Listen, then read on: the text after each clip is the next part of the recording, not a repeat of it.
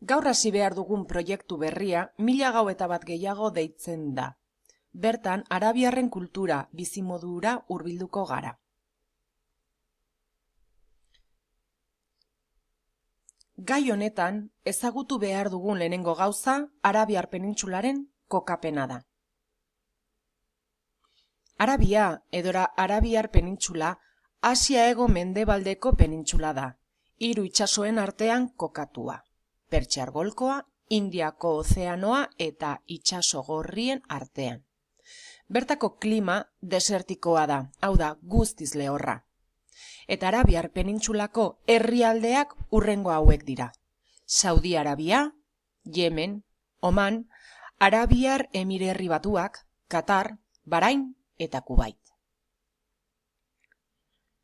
Aurrera jarraitu aurretik, garrantzitsua da jakitea ze desberdintasun dagoen penintsula eta irla hitzen artean.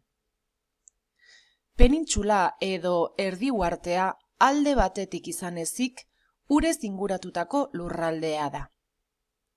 Irla, uharte edo izaroa alde guztietan urez inguratuta dagoen ur eremua da. Arabiar penintsularen lurraldeak. 3 dira Arabiar penintsulak dituen lurraldeak.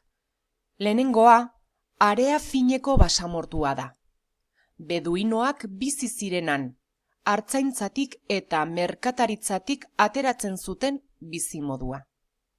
Bigarrena, hego-mendebaldeko lurraldea da. Inguru haietako lurralde emankorrenak eta aberatsenak ziren, nekazaritzarako egokienak. Eta azkenekoa, harrizko basamortua da.